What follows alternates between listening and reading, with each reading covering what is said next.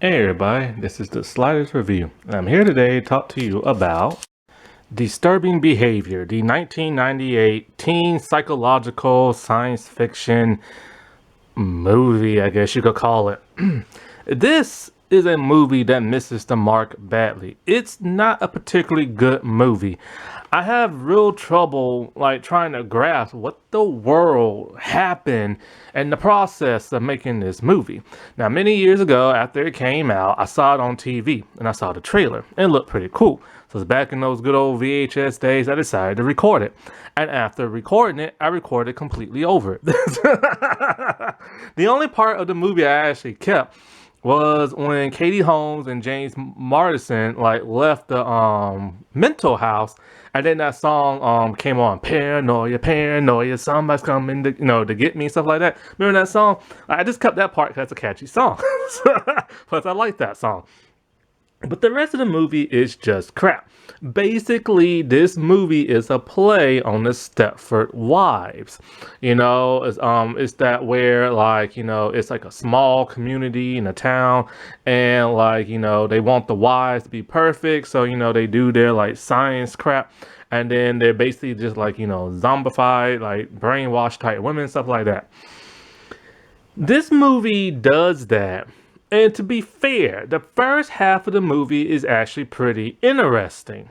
It's only the second half and the complete ending that is totally crap. It's almost like they threw their hands up in the air and said, whatever, just make this dude look cool like Keanu Reeves or something like that on a dirt bike. It's funny because R.L. Stine has done this like a Stepford Wives type thing twice. He did it in Goosebumps with Perfect School, and he did it with The Haunting Hour with The Perfect Brother.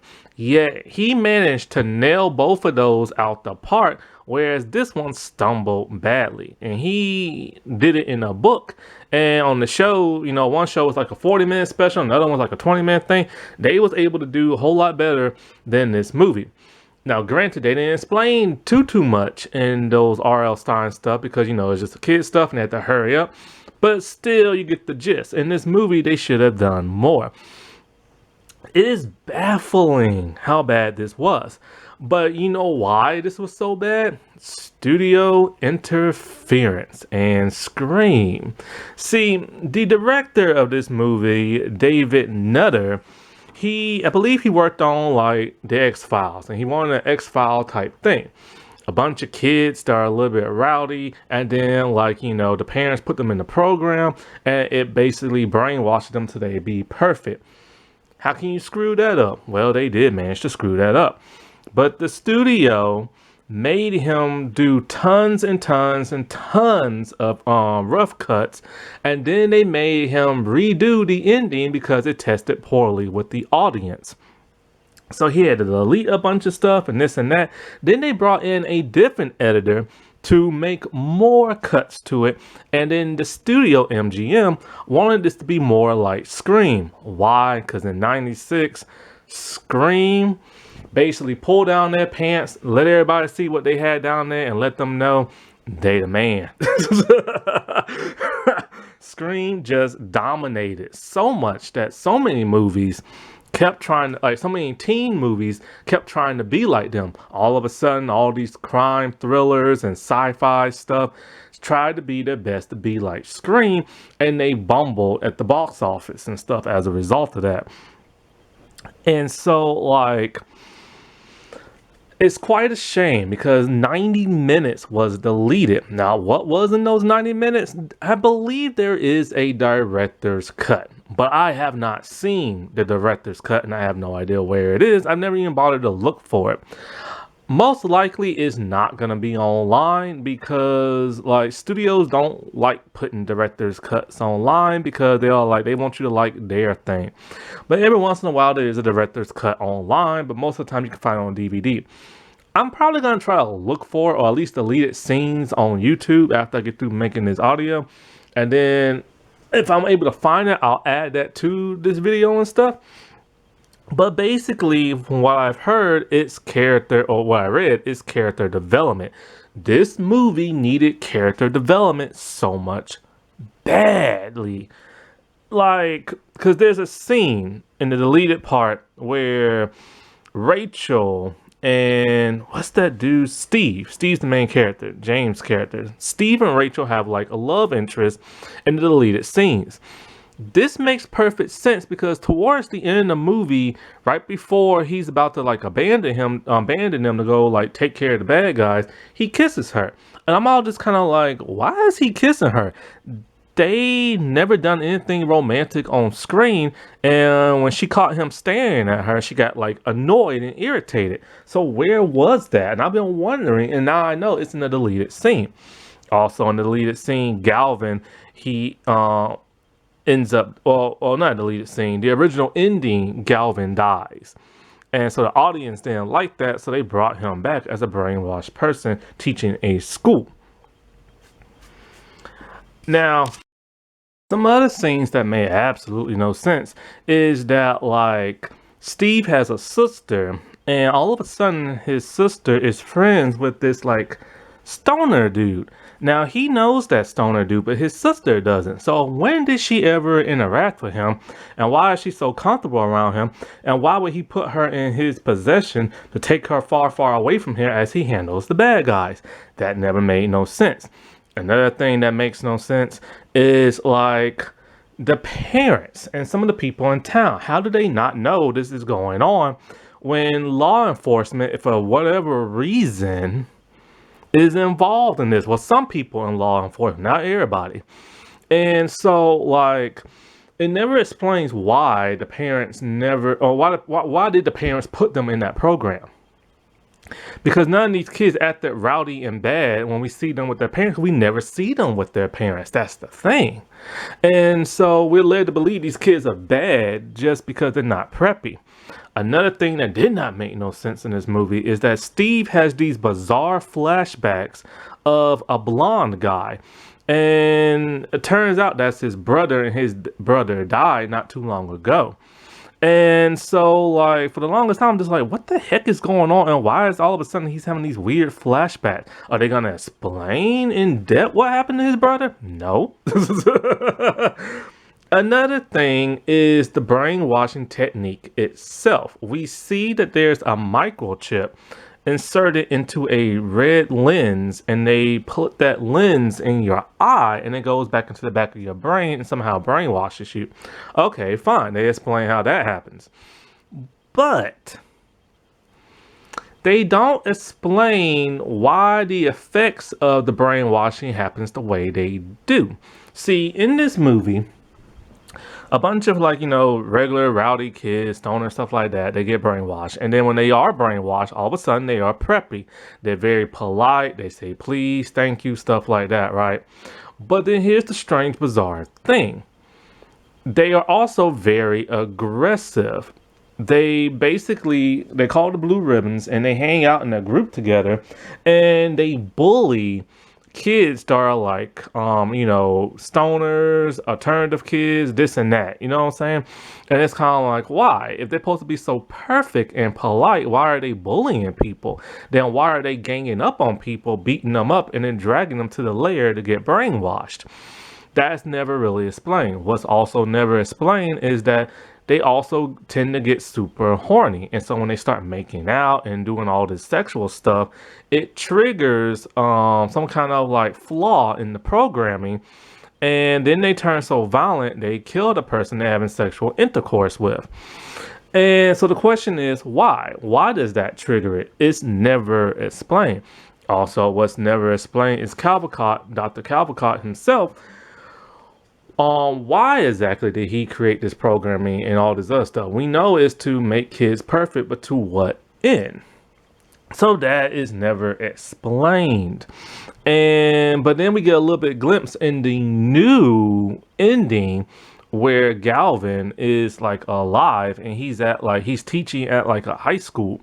So it's like, okay, is he gonna put them into the program? Did anybody else survive? And then there's the strange janitor dude with the rats and the rat machine. He makes absolutely no sense, and he is the most bizarre character like ever in the entire movie. And so basically what it is, it's Steve, played by James Madison, Cyclops from the X-Men movies. He is in a new town with his family, mother, father, sister, and he's upset because, his brother died, this and that. Other than that, he does not act like a bad kid. And so before he moves there's a kid named Galvin. Galvin has a dog, and he likes to go out to the bridge and watch people make out and stuff. He's a stoner, this and that. He sees this boy kill a girl. Cops show up, then he kills the cop, and the other cop covered it up. And so he gets freaked out and he runs. Next day, he doesn't tell nobody at school. And so that was kind of weird. Why wouldn't he tell nobody at school? And we don't know why until much later. Anyways, he befriends that of Steve, and they start hanging out, and he introduces him to Rachel. Rachel, played by Katie Holmes, is like, kind of like the punk rocker girl. She has a chip on her shoulder, this and that, eyeshadow, grungy clothes.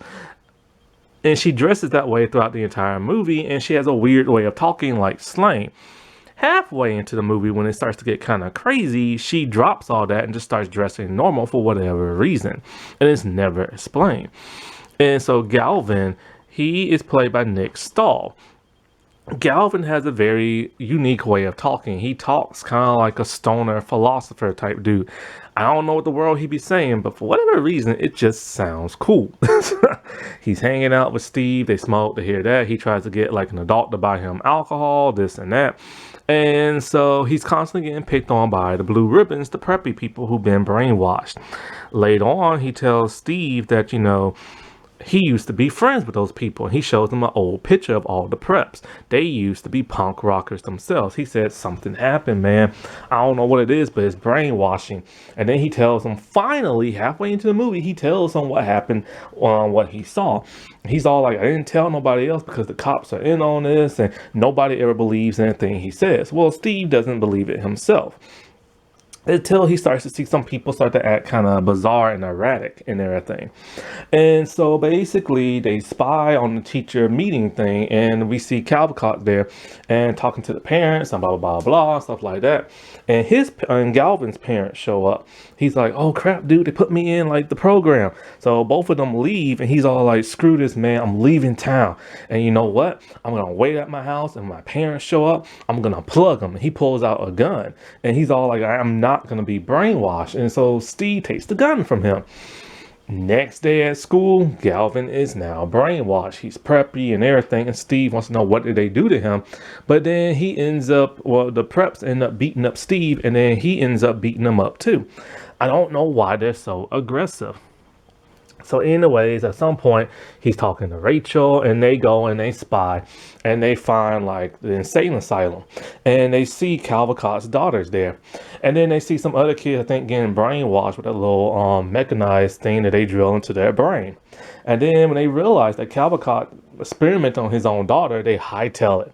And so Steve's all like, screw this, man, I know I'm next and everything. Because I think his parents was going to put him in that program. Somehow he found out. So he gathers Rachel, he finds his sister, he finds that other stoner dude with the blonde hair, and they all like, you know what, we just need to get out of town and just leave and everything. Where are they going to go? They're teenagers. Well, the preps show up like a pack of wolves, and then they start like attacking. And so next thing you know, the weird rat janitor shows up and saves them, but ends up dying. He tells, like, stoner dude, Rachel, and sister, just like, get on the ferry and like leave. I'll meet y'all later. I have to end this and everything. Like, now all of a sudden it's getting so weird to where like he's kind of like an action hero. He hops on a dirt bike and he's just racing through town, and he's doing tricks on the dirt bike and all kind of weird crap. And then somehow he ends up like, I forget how he kills everybody. I think he makes them fall off the like cliff or some crap like that. But they all end up dying and everything. Then he heads back to the ferry. They all look at him like he's a hero, and then like it's over. So it's kind of like, okay, he ain't going back home. Where are they supposed to live? people who are not into that program, they're going to be asking a whole bunch of questions as to what happened and why all these people are dead. And then all of a sudden, Galvin shows up alive and well and at a school teaching there. He's not an adult, he's still a teenager. And it's supposed to be some type of teacher student program thing. And so he's brainwashed. So it's like, is he going to carry on the project or what? So it gets very muffled halfway into the movie, and you don't understand why. Why did Steve turn to an action hero on a dirt bike? Why is the janitor dude so weird the way he is and all this other crap? Oh, also his rat machine thing. He realizes it hurts the ears of, like, the people who are brainwashed. And so, okay, like, that's cool and everything. And like, he figured that out by mistake, but it's like, still, why did Cavalcott, like, create the machines? Why are the parents so eager to do this? Especially when their kids don't really act that bad, you know what I'm saying? And so it just got very, very, very clumsy halfway into the movie where nothing explained, and all those deleted scenes would have graciously helped the movie and its character development. We would have seen, like, the love romance between Rachel and Steve. Like I said before, I don't know what the rest of them are about, but it would have explained a whole lot more. And it's just a bizarre, odd movie. Like, I watched it twice. The only reason why I watched it again because I was hoping that maybe I misjudged it many years ago. And no, I did not. And it's quite a shame when studios have to interfere and stuff like that because they end up ruining things. Remember Justice League? And so it's like, and also Spider-Man 3, but Spider-Man 3 wasn't that bad, but still so much studio interference. And it's quite a shame because this could have been a very unique, very interesting, very good take on Stepford Wives. Okay, I just found some deleted scenes on YouTube. Apparently, there are deleted scenes and fans want a director's cut, but they won't release the director's cut. But apparently, the director's cut was released on Sci-Fi and Comet back on, like, TV or broadcast TV. So a lot of people who got to see it on TV got to see the deleted scenes. I do like when broadcast television does that. They've done that with a couple of movies and even TV shows in the past. And yes, those deleted scenes needed to be in there. Now, I didn't see every deleted scene. I only saw a few. The most, like, important one of them all is, like, the doctor who created this stuff. He explains why he did what he did. It has to do with his daughter. Now, this makes a lot more sense as to her being locked up in that place. Apparently, she was born like 8 pounds, 9 ounces, something like that. I don't know the normal size of a baby. But apparently, like, they feared for her and stuff like that. And, they always looked at her as perfect. Then, of course, she became a teenager, became buck wild. And he wanted a perfect teenager, somebody he could be proud of. He created his experiments. And then he said, she's dating a nice guy. And now she's in college and all this other stuff in Ivy League college. But that's weird because we saw her in the insane asylum. Also, we got to see a scene where, like, he's talking to, like, I think one of the parents, something like that, and talking about, he's perfecting his experiments because there seems to be a glitch in the programming. This glitch is what we saw every time they get, like, aroused or horny, like, they start to glitch out and then they turn violent and everything. And that would have been very nice to explain why. There's also another scene involving, like, the janitor dude and, like, Steve. I think the janitor dude, he pretends to be crazy in the head because he said then people, like, leave him alone. And then I think, I can't remember exactly what. Either they start talking about Steve's brother or they start talking about Gavin or something like that. Oh, no, wait, now I remember. He explains when all this happened in town. Apparently, there was some kid, some wild kids, and they was drinking and they was driving, and they killed a very pristine woman and her kids. And then next thing you know, Cavalcott came in, and then all of a sudden, nobody drives drunk in that city again. And that's why the parents all want to do this program thing. they want, like, you know, perfect like results out of their kids and stuff. And then the original ending with Galvin, he has a rifle. He's like, you know, pointing at Steve and the rest of the group, like his sister, Rachel, and then the blonde dude. And he's kind of shifting in and out of like being perfect and his, like, you know, kind of his normal stuff. Like he's talking the way he normally does, but he doesn't act the way he does. And he's like, you know, just like ranting and all that stuff. Like you can tell he knows that he's being brainwashed and he knows he's shifting in and out. And so he's getting ready to kill him and all this other stuff. And it's like a pretty dramatic thing. And it's really interesting because it gives new nuance to like the scene that shows that he is still in there and he's trying to fight it, but he can't fight it too much and he goes to kill them. And then next thing you know, the blonde dude just like shoots Gavin like 3 times and stuff. And cause like instead of, as opposed to like knocking them out and then having scientists like work on them, but they just went that darker route. And I don't like the idea of the blonde dude shooting and killing them, but I do like the idea of him trying to fight the weird brainwashing thing. And so I don't know what other scenes are in here because they're supposed to be like 90 minutes long and I only saw like a couple of minutes and stuff. But yeah, it really, really helps the movie and makes the movie makes a little bit more sense, just a little bit. The movie still isn't like perfect, you know what I'm saying? But it really could have been. Alrighty, well, I'll talk to y'all later. Bye.